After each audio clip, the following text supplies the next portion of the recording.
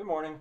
On we go with watching Messiah to the end of part one, scene five, and I guess the librettist did include the scenes. I guess I saw something about that. I never thought of it that way when he wrote the libretto. And the title of this scene, given in that I could find, is Christ's Redemptive Miracles on Earth. Movements 18 through 21.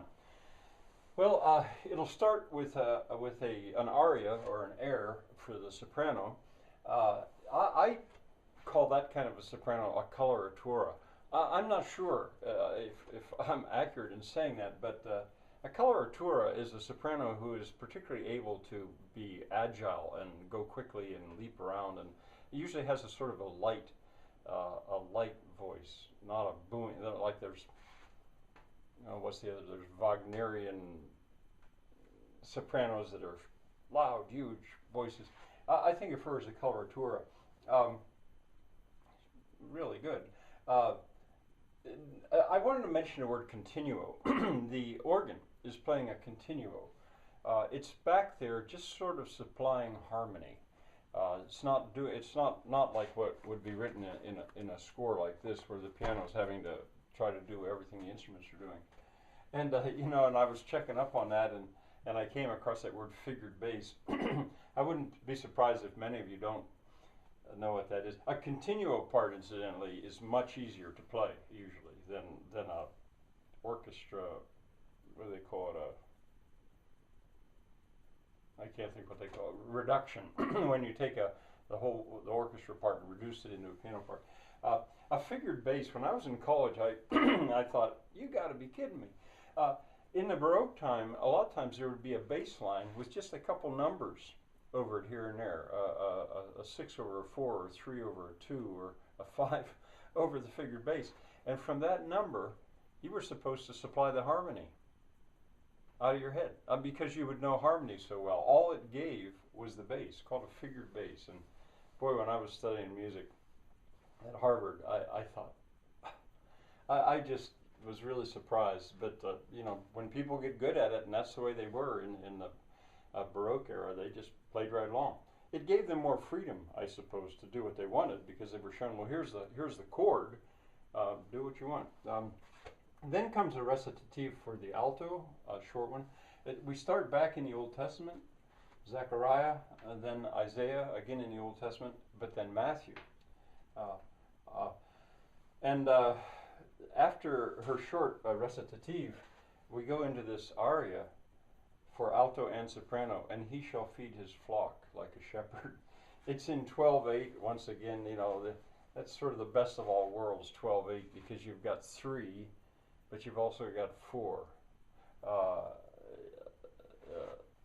And I wrote down children sleep, because so often I've seen, in a concert, children are taken to hear this by their parents, and hopefully they love it, but it's tiring, exhausting, and sometimes, very often, you'll see some well-behaved or not a child. It comes to this part, then they'll go to sleep because it's so lulling. I have to wonder, and of course it's delightful when you get to hear the alto starts and then it goes into a different key and the soprano takes over. Wonderful. I wonder a little bit if this group is using a Schirmer edition. I think that's what you call this edition. My cover's gone, as you can see, but Schirmer edition. There is another edition, and if my theory that this is being performed in Holland is accurate, I'm a little surprised that they'd use the Schirmer edition. But I wrote down labor and savior. Now, when I speak, I would say labor and savior. And I noticed that the soprano, I think it is, well, maybe it's the alto. I would ask them to say labor or savior. And I'd said that before. And, I guess that's just too old-fashioned or something. I don't know. Well, the soprano is going to say, take his yoke upon him and learn of him. Well, a yoke, to a lot of people, a yoke is what, if they know the word at all, that's what oxen wear.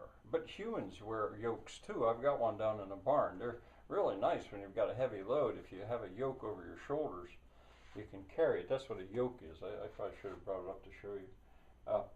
Take his yoke upon you and learn of him. What is his yoke like? What's it like to carry his load? And this puzzles me then, the chorus that the part one will end with. His yoke is, again, this is a little bit harder because of the melismas, and he shall purify the, choirs are usually asked to sing this very lightly. But actually, back to the word yoke. His yoke is easy and his burden light. Wow. When you know the story of Jesus' passion, death on the cross, that's easy? His burden, his load is light? Maybe someone will comment on this. I can conclude that for us, or for Christians, now it's easy and it's light because of the burden that he carried. Now that makes sense to me. I'm just not real sure about that. In any case, it will bring it to the end of part one of Messiah. See you next time.